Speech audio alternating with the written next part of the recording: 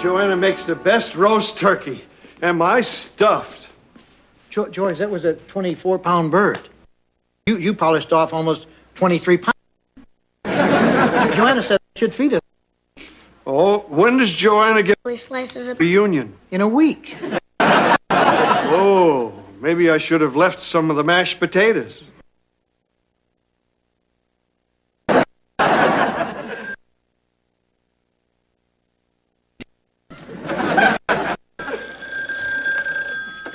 Hello, Stratford Inn. I'm sorry, I can't understand you. Take it easy, ma'am. You're crying hysterically. Michael? What's wrong? All right. I'll get over there as soon as I can. And I promise I won't tell anyone you cry like a woman. Michael's at the hospital. Stephanie's in emergency. Oh, no. All right, George, you stay here and watch the inn and stay out of the kitchen.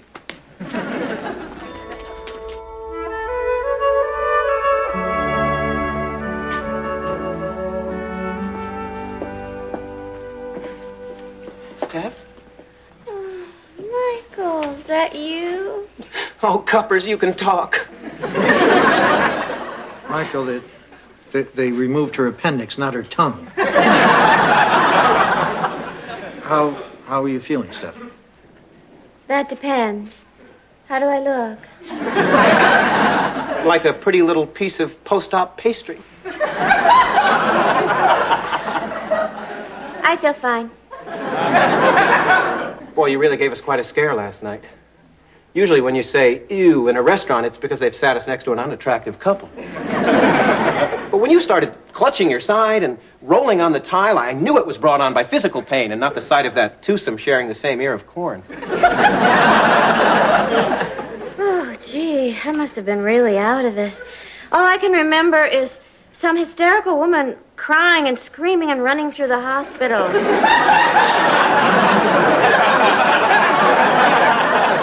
She's been sedated. You've both been here all night? Yeah, we're waiting for you to wake up. So you're wearing the same clothes as yesterday? Steph, you know I always carry a change in the Turbo Z. Oh, that's right. Dick? I'm sorry, I forgot. I feel so dirty. Michael, I'm bored. I'd like to go home now. No can do, sweet cakes. You just had major surgery. So? Steph, I'm sure that your doctors would appreciate you're hanging around for a while so that they can make sure that the incision heals properly. Incision? They cut me? They had to. An appendix isn't the kind of thing that you can suck out.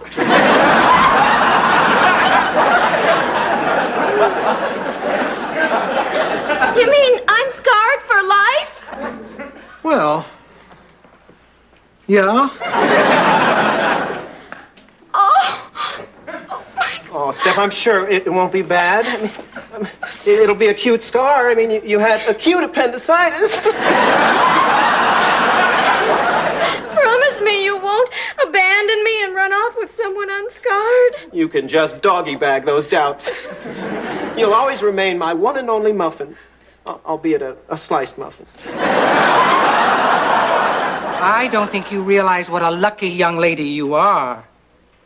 Well, there were complications? Well, it's pretty unusual to give a transfusion after an appendectomy. You put blood in me? Fortunately, little Miss Rare Blood Type, we had some safe AB negative on hand. Your daughter is a pip. Oh, she's not my, I'm tired of all this yucky blood and scar talk. Shouldn't my room be filled with fresh flowers and tasteful get-well gifts?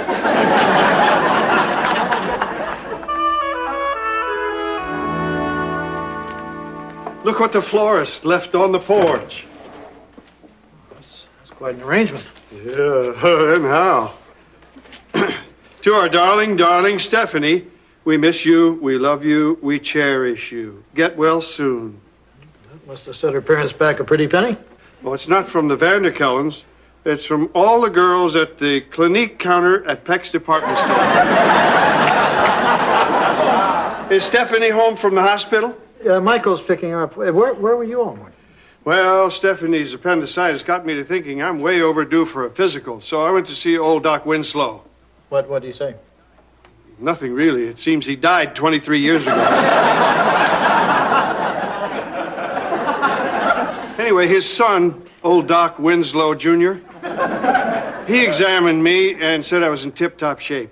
Oh, that's terrific. He also said I had a little cholesterol problem, but I don't know whether I believe any doctor who's barely out of his 50s.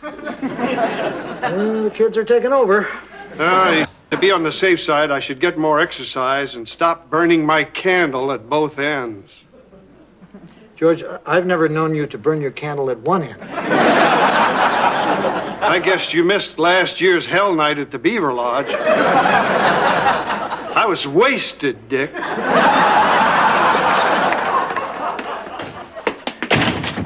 Direct from her, side-splitting, week-long stint in the recovery room, Michael Harris is tickled to present Miss Stephanie. I've lost 2.5 pounds eating hospital food, Vanderkellen.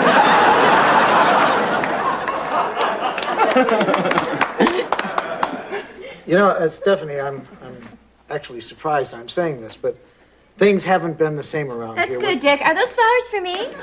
Yeah, they just arrived. They're from your friends at the Clinique counter at Peck's. Oh. Nothing from the Estee Lauder counter? Gee, nice bell. It's sterling. It's a get-well gift from Michael. I figured that while Steph is in her recoup mode, she could just ring her dinger, and two of you could drop whatever silly things you do around here and scoot to my beauty's bedside. Isn't he thoughtful? How long will you be recouping? Well, the doctor said 7 to 10 days, but I plan on a good month. You don't think 10 days is long enough? Well, Dick, I'm fragile and petite. I'm not from hardy peasant stock like Joanna. Michael, I'm fatigued from my homecoming. To my room, please. Steph? Oh, I forgot.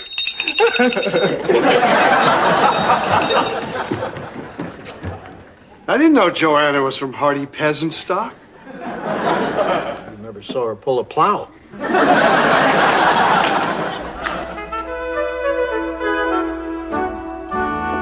There.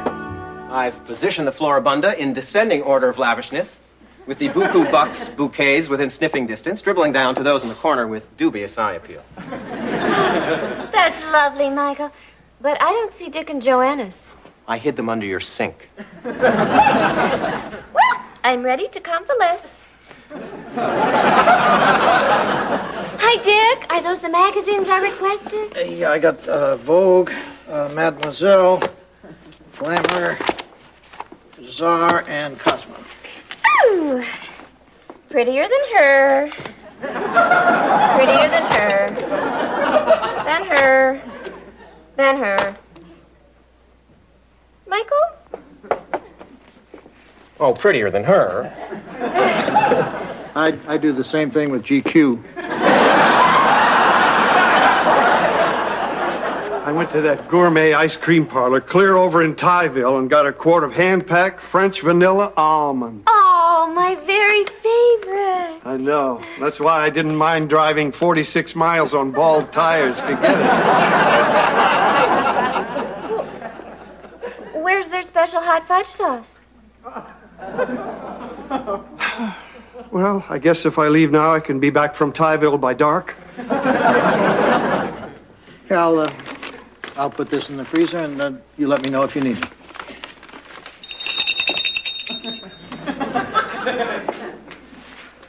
What is it, Steph? Nothing. I just had this urge to exert some power.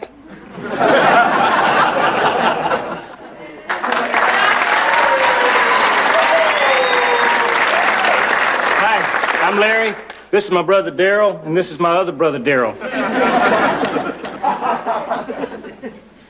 Me and Daryl picked up a little something for you.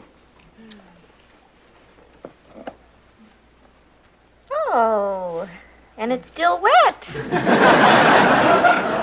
Funny, it wasn't when we put it in there. I'll stick these with Dick and Joanna's flowers. To be perfectly candid with you, Miss Stephanie, that was a replacement gift. We'd gotten you a real elegant item, but it slithered out of Daryl's grip on the way over here. Some gifts are just meant to run free. I hope you're putting Daryl's gift to good use. Oh, I don't remember getting anything from you. It's not that putrid brocade pillow, is it? No, that's from Dick and Joanna, too. But actually, it's more from Joanna than. So, what did Daryl give me? Well, remember last week when you were stricken Yes, and you went to the hospital yes, and you had an operation? yes. Well, right now, you've got a fresh pint of Daryl's very own personal blood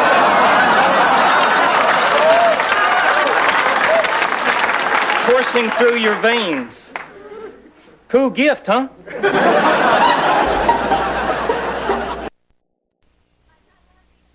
Michael, I'm not happy. Do something. There's a large leap in logic here, Larry. Just because Daryl's a donor doesn't mean his particular plasma is pumping through Steffi's petite capillaries. Sure it does. They're the town's only AB negatives. See, Daryl likes to drop by the hospital and visit his blood once a week. His schedule permitting. And I know he won't mind my saying that he nearly swallowed his cud when he learned that some of his own vital fluids are whizzing through Miss Stephanie's firm body. Michael,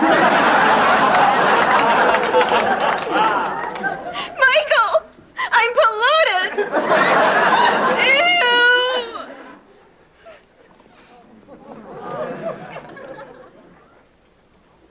Ew. Be brave, Steph. I'll be by your side through this horrible ordeal, even if it does make my flesh crawl. Stephanie, you're making this much worse than it is. I am not. My blood's not blue anymore. Well, I'm glad our little get-well gift slithered away. Although I admit, it would have looked charming coiled around Miss Stephanie's headboard.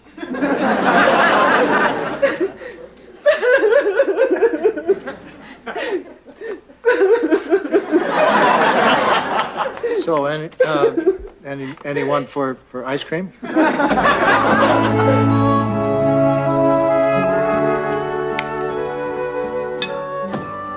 Nothing like a steaming bowl of oat bran, Dick. Yum. Is that a cheese omelet? Yes. Cheddar? Swiss. 3 egg omelet or 4? I used 4. Cooked in butter? Yes. George, if this is too hard on you, I can eat in the kitchen. No, Dick, I don't want to put you out. As your friend, I'm happy you have a low cholesterol count and can stuff your face with anything. Hi, I'm Larry. This is my brother Daryl, and this was my other brother Daryl. You have an 8x10 glossy of your brother? Well, there was a time back when that Daryl had a short-lived but lucrative career in modeling. I didn't know he was such a glamour boy. The miracle of proper backlighting and airbrushing. Well, where is Daryl? He's been gone all night. We searched everywhere. Daryl even combed the local discotheques. I didn't know Daryl was a dancer. I knew he was a model. Daryl tends to trip the light fandango when he's bummed. And I could tell Miss Stephanie put him in one of his dancing moods. I'm not apologizing for guys, but, I'm sure that Miss Stephanie never meant to offend Daryl intentionally. I mean, the expression "you" can be interpreted in any number of ways. Like how? Well, like you, boy. I'm appeased, but Darrell here gets the feeling that you're pulling our collective chains. Well, believe me, guys, that is something I would never do. But I'm sure Miss Stephanie thinks of you as friends. Well, a real friend doesn't go around hurting another friend. Come on, Darrell, let's get a move on. There's got to be somewhere we haven't searched. Good thinking, the pound. Poor Darrell, out there somewhere alone. Who knew he'd take it this hard? Just because he's a model doesn't mean he can't cry. Steph, you haven't eaten since yesterday. You've got to nibble on something. Try the French toast. I've lost all desire for food. I have the blood of a woodsman running through me. Well, I hate to be a gloomy Gus, but if you don't get some nourishment, you're going to become anemic, and you'll need even more of Darrell's blood. Life juice. Steph! What's happening to you? Oh, my God! It's the Darrell coming out in me! Get a grip on yourself. Maybe you were just hungry. No, it's a side effect. What if I start craving pre-chewed food? I'll still love you. We'll just never dine out in public again. Well, how's everything? Ease up, Dick. At least you don't attack your food like some wild, demented animal. Oh, no offense, Pumpkin. Larry and Darrell were just here without Darrell. They're a little worried about him. They haven't seen him since he ran out of here yesterday. If you're going to keep yelling at me like this, you can just go away. I didn't think I was raising my voice. I was just relaying some new... He's ignoring my bell. Make him stop. Quit tormenting her, Dick. Can't you see my cupcake is crumbling?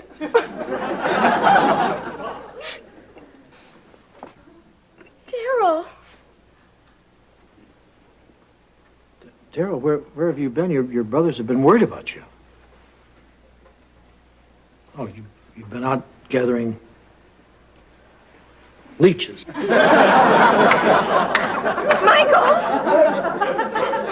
Aren't they normally used in pagan bloodletting rituals?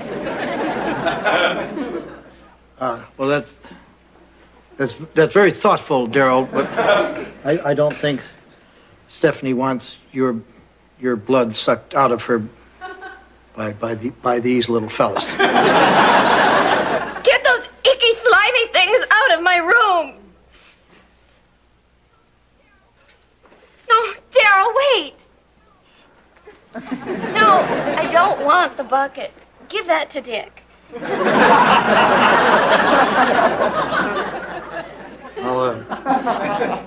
I'll just put these outside, way at the end of the driveway. Michael, I would like to speak to Darrell alone. You sure, Steph? He's been at the bog. I'm sure.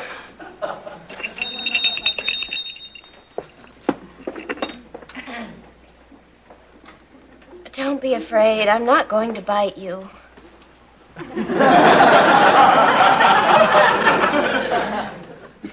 Sit down. Not that close.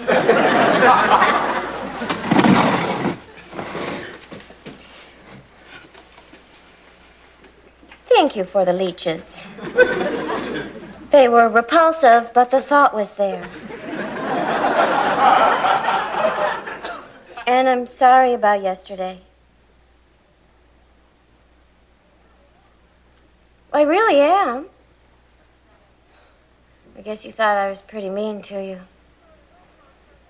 Well, it wasn't on purpose. I had a lot of stuff going through my head. The thought of your blood in me, or anyone else's, made me just a little testy. Is this making any sense? Oh, it should. Okay. Maybe I wasn't thinking about your feelings. Maybe I was just thinking about myself. Nodded pretty quickly on that one. Daryl, I'm going to tell you something about myself that not even Michael knows. But I can't leave this room.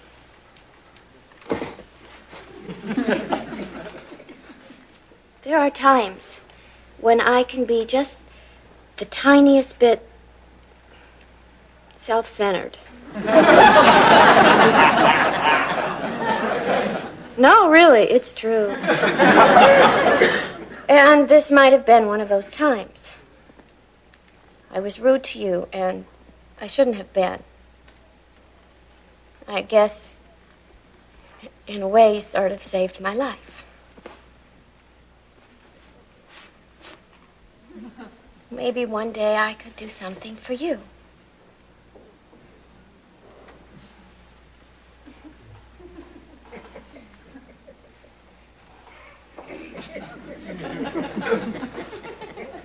You want a muffin?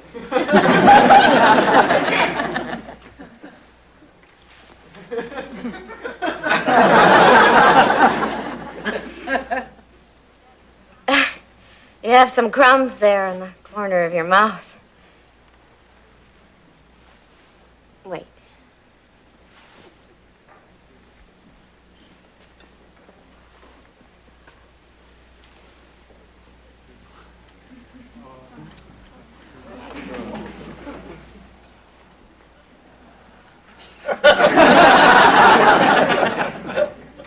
You want another one?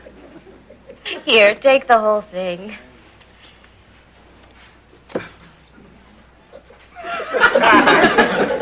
Wouldn't you be happier eating those at the bog?